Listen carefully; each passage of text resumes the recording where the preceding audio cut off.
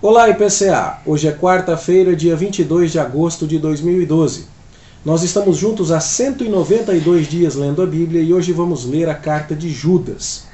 Judas é irmão de Tiago, e esse Tiago é aquele que escreveu a carta de Tiago, que é meio-irmão do Senhor Jesus. Ou seja, Judas é um dos 4 meio-irmãos de Jesus que está listado em Mateus 13,55 e em Marcos 6,3.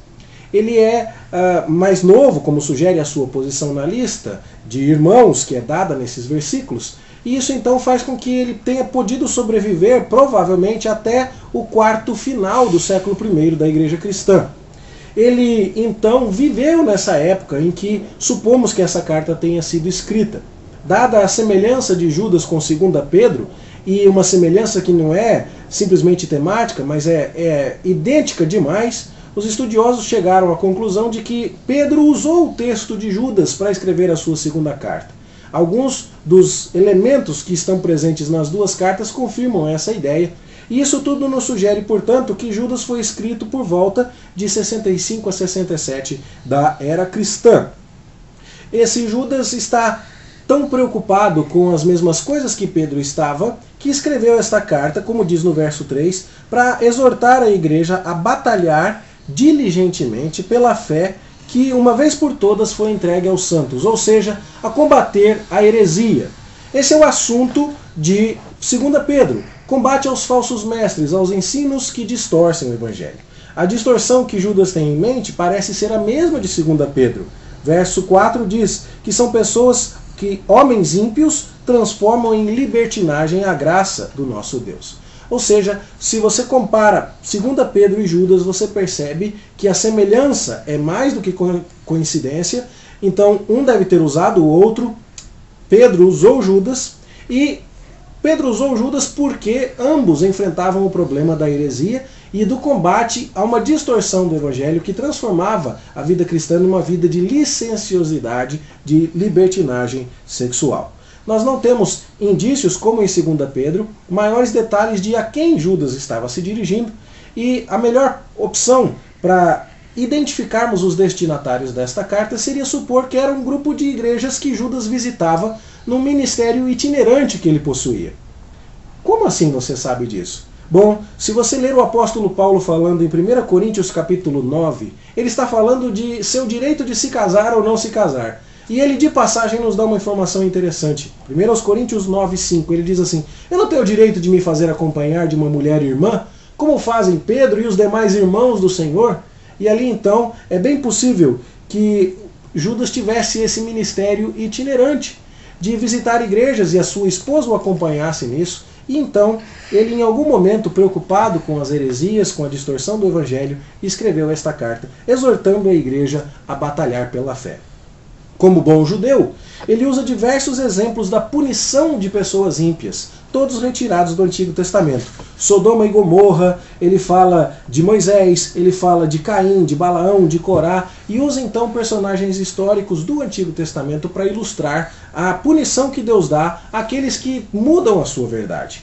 E então no verso 17 ele introduz a essência do seu pensamento. Irmãos, não sejam como aquelas pessoas que distorceram a verdade de Deus, mas antes, lembrem-se das palavras que anteriormente foram proferidas a vocês pelos apóstolos do nosso Senhor Jesus, que lhes diziam, e aí ele cita aqui Paulo, que escreveu em 1 Timóteo, no último tempo haverá escarnecedores andando segundo as suas ímpias paixões. A essência da mensagem, portanto, é que a igreja tem que guardar a sã doutrina, algo que é tão real naqueles dias quanto é hoje. Sempre permeou a vida da igreja a ameaça da heresia e o dever de guardar a sã doutrina. Esta carta, portanto, sempre se mostrou útil na história da igreja, embora por algum tempo tenha sido muito contestada, porque Judas, no traçar dos seus argumentos como judeu, usa exemplos que vêm do Antigo Testamento, mas usa também exemplos que vêm de livros não inspirados, os chamados apócrifos, que haviam sido escritos no período intertestamentário, naqueles 400 anos que separam o Antigo Testamento do Novo Testamento. E ele cita aqui no verso 9, por exemplo, algo que a Bíblia não havia dito até então, que o arcanjo Miguel disputou com o diabo a respeito do corpo de Moisés. Ele também cita no verso 14 que Enoque, o sétimo depois de Adão, profetizou algumas coisas, mas nós sabemos que essa citação é retirada de um livro apócrifo, que foi atribuído a Enoque, um herói do passado, um herói da fé dos tempos antigos, num recurso literário chamado pseudepígrafe. Ou seja, alguém que escreveu colocava o nome de alguém do passado, de uma pessoa conhecida, para com isso chamar atenção à sua mensagem. O fato é que Judas fez sim uso dessa literatura apócrifa. Isso não quer dizer, com isso, que Judas estava dizendo que os livros apócrifos são inspirados. De jeito nenhum.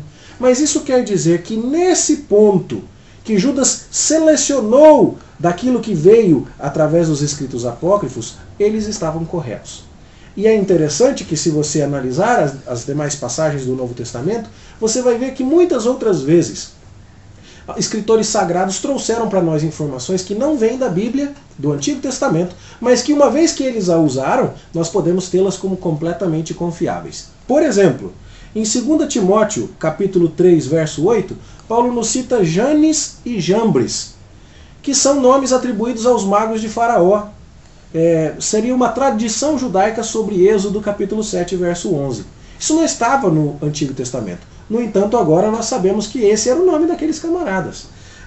Paulo cita poetas pagãos em Atos capítulo 17, verso 28, ao discursar em Atenas, dizendo que todas as coisas foram criadas por Deus. E isso era verdade. Em Tito, capítulo 1, Paulo cita a poesia de Epimênides, chamando os cretenses de sempre mentirosos, enganadores e tudo mais. Nessas coisas que foram pensadas pelos escritores sagrados, dos livros apócrifos, nós podemos dizer que os apócrifos estavam corretos sim, e quando isso foi inserido aqui no Novo Testamento, isso automaticamente se tornou verdadeiro. É claro, podemos confiar, não se tornou verdadeiro porque até então era mentiroso, mas se tornou seguro de que é verdadeiro porque um escritor inspirado pelo Espírito Santo trouxe essa informação até nós. Então, meus queridos, a essência desta mensagem em Judas aqui é: preserve a sã doutrina. Olhe para os exemplos do passado. Olhe como Deus tratou os ímpios. E tenha receio desse juízo de Deus, porque vocês precisam se manter puros, sabendo que Deus cobra a conta. Guardem-se, então preservem-se. E compadeçam-se de alguns que estão na dúvida para salvá-los. É o que diz o versículo 22 e o versículo 23. E a carta termina então com uma grande palavra de louvor a Deus, chamada de doxologia. E assim nós terminamos a leitura que faremos antes da nossa próxima gincana. Agora, para terminarmos a leitura do Novo Testamento, só nos faltam os escritos de João, o Evangelho de João, as 3 cartas de João e o livro do Apocalipse, e também a carta aos Hebreus. No mais, nós já lemos em essência o Novo Testamento todo. E agora, então, a partir de amanhã, quando vamos revisar 1 Timóteo, nós iniciaremos um tempo de nova revisão a respeito de tudo que tratamos desde o dia 13 de fevereiro, para que a gente se encontre preparado, estudando no dia 16 de setembro, quando será a nossa próxima gincana. Vamos orar?